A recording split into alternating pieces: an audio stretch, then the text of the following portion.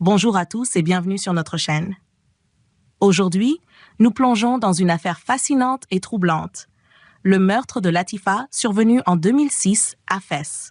Préparez-vous à explorer les détails sordides de ce crime mystérieux qui a secoué la ville et laissé une famille dans le désespoir. Le matin du 5 août 2006, à l'aube, une famille se rendait en voiture sur une route déserte à 3 ou 4 kilomètres de Fès.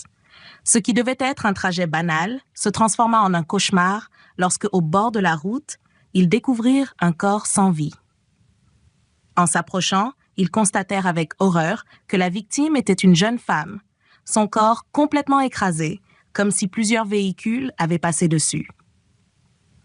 Le choc et la peur se mêlèrent immédiatement aux soupçons. Il ne s'agissait pas d'un simple accident de la route, mais bien d'un meurtre déguisé en tragédie routière. Les premières constatations de la police indiquaient clairement que le crime avait été orchestré pour ressembler à un accident. Les traces visibles autour du corps révélaient un passage répété de véhicules. Les vêtements de la victime, de marque, indiquaient qu'elle provenait d'une famille aisée. Mais comment se retrouvait-elle seule à cet endroit isolé? Était-elle montée avec quelqu'un? Ce meurtre cachait-il une histoire plus sombre? La scène du crime était un terrain vague, sans aucune habitation à proximité. Les enquêteurs, armés de leur expertise, commencèrent à rassembler les indices nécessaires. En examinant de près les vêtements de la victime, ils trouvèrent une carte de visite au nom de Latifa, directrice de banque. Une nouvelle piste était née. Les enquêteurs lancèrent une enquête à grande échelle, interrogeant tous ceux qui avaient découvert le corps et cherchant des témoins potentiels. Latifa, dans la trentaine, venait d'une famille riche. Son père était propriétaire d'une entreprise de matériaux de construction et elle avait une sœur, mariée et mère de 2 enfants. Après avoir terminé ses études, Latifa avait travaillé dur pour atteindre le poste de directrice dans une banque. Il y a 4 mois, elle s'était fiancée à Samir et le mariage était prévu dans moins de 3 semaines.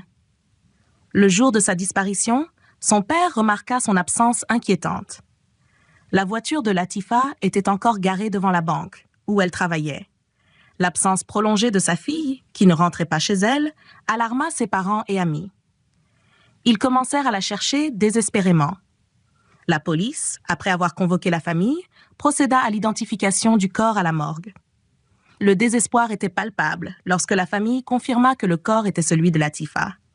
Même Samir, son fiancé, semblait totalement désemparé et incapable de comprendre les circonstances entourant ce meurtre brutal. Latifa avait eu une journée de travail normale avant sa disparition. Aucun événement suspect n'avait été noté à la banque ce jour-là.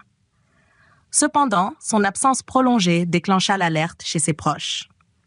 La police entreprit une enquête minutieuse, scrutant les caméras de surveillance et les communications de Latifa. Mais les résultats étaient décevants et l'enquête stagnait. C'est alors que les enquêteurs décidèrent de revisiter les enregistrements des caméras de surveillance dans les environs de la banque. Là, ils découvrirent des images révélatrices. Latifa quittant la banque, marchant dans la rue et s'arrêtant près d'une voiture blanche. Les enquêteurs se concentrèrent sur cette voiture, déterminés à découvrir son propriétaire. Les investigations les menèrent à Noureddine, un dentiste respecté dans la communauté. Lorsqu'on lui demanda s'il connaissait Latifa, il nia tout contact avec elle. Cependant, les images des caméras de surveillance le mettaient en cause. Face à ces preuves accablantes, Noureddine fut arrêté et, sous pression, finit par avouer le meurtre. Noureddine confessa qu'il avait eu une relation professionnelle avec Latifa. En développant des sentiments pour elle, il fut profondément bouleversé en apprenant qu'elle était fiancée à un autre homme. Lorsque Noureddine vit Latifa avec son fiancé, la colère le submergea. Dans un accès de rage, il décida de mettre fin à ses jours. Il écrasa son corps avec sa voiture et tenta de dissimuler le crime en l'enveloppant dans un tapis. Le procès de Noureddine se déroula avec une intensité dramatique et il fut condamné pour ce meurtre odieux. La tragédie de Latifa est un rappel douloureux de la violence qui peut se cacher derrière des apparences trompeuses. Merci de nous avoir suivis dans cette enquête palpitante. Si vous avez aimé cette vidéo, n'oubliez pas de vous abonner à notre chaîne et de laisser un commentaire. À bientôt pour d'autres histoires fascinantes.